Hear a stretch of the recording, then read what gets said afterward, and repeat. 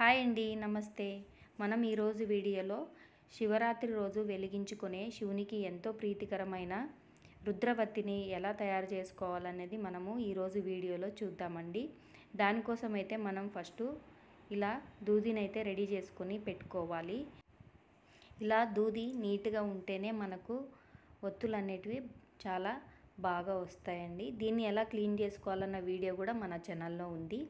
ఇప్పుడైతే మనము పాలని కానీ లేదంటే విభూదిని కానీ తీసుకొని ఇప్పుడు మనం ఈ ఒత్తి అనేది చేసుకుంటాము. ఫస్ట్ అయితే మనం ఇలా కొంచెం పాలని తీసుకొని వీడియోలో చూపిస్తున్న విధంగా ఇలా మనం దారాన్ని అయితే తీసుకోవాలన్నమాట.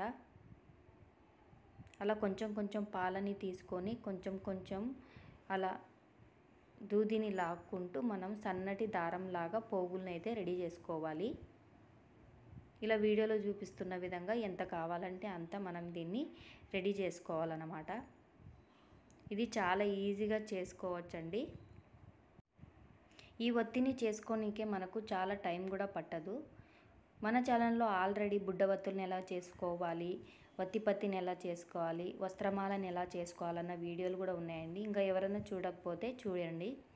ఇలా మనకు ఎంత కావాలంటే అంత పోగుల్ని అయితే తీసుకొని రెడీ చేసుకొని పెట్టుకోవాలి.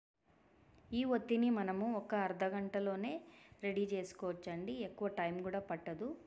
ఇలా మనకి ఎంత కావాలో అంత తీసుకున్న తర్వాత వీడియోలో చూపిస్తున్న విధంగా మనము ఈ దారాన్ని తీసుకొని అలా వేళ్ళకు 4 వేళ్ళు పెట్టుకొని మనకి ఎంత సైజు కావాలంటే అంత సైజు పెట్టుకొని ఒక 20 టైమ్స్ 20 సార్లు మనం దీన్ని వేళ్ళకు చుట్టుకోవాలి. ఇలా చుట్టుకునేటప్పుడు ఏదన్నా దారం తెగిపోతే దాన్ని మళ్ళీ జాయింట్ చేసుకొని కంటిన్యూ చేసుకోవచ్చు.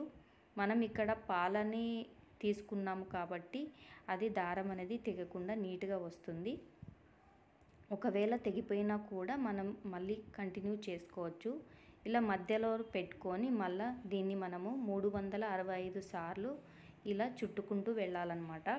ఇలా 365 టైమ్స్ మనం ఇలా చుట్టుకుంటూ వెళ్ళాలి. ఇలా చుట్టుకుంటూ వెళ్ళిన తర్వాత మనము ఇంకొక 5 సార్లు మనం దీన్ని చుట్టుకోవాలన్నమాట. మధ్యలో ఎక్కడైనా మిస్ అయినా కూడా మనము ఇంకొక 5 సార్లు ఇలా చుట్టుకోవడం వల్ల సరిపోతుంది. మనకు ఇది చేసుకోనికి ఎక్కువ టైం కూడా పట్టదు కాబట్టి ప్రతి ఒక్కరూ ఈ ఒత్తిని వెలిగించుకొని శివుని ఆశీస్సుని పొందుతారని అనుకుంటున్నాను. ఇలా వీడియోలో చూపిస్తున్న విధంగా ఈ ఒత్తిని అవతల హోల్ నుంచి బయటికి తీసి ఇలా చేసుకోవాలి. ఇలా మనకు చేసుకుంటే రుద్రవత్తి అనేది రెడీ అయిపోతుందన్నమాట. ఈ ఒత్తిని వెలిగించుకోవడానికి నూనె కానీ నెయ్యి కానీ వాడుకోవచ్చు. మనం వెలిగించుకొనే ఒక 10 నిమిషాల ముందరన దాన్ని నానబెట్టడం వల్ల ఒత్తి అనేది బాగా వెలుగుతుంది. ఈ ఒత్తిని మనము శివరాత్రి రోజే కాకుండా కార్తీక మాసంలో కార్తీక పౌర్ణమి రోజు అలాగే కార్తీక సోమవారం రోజు కూడా వెలిగించుకోవచ్చు. ఈ వీడియో అందరికీ నచ్చిందని అనుకుంటున్నానండి.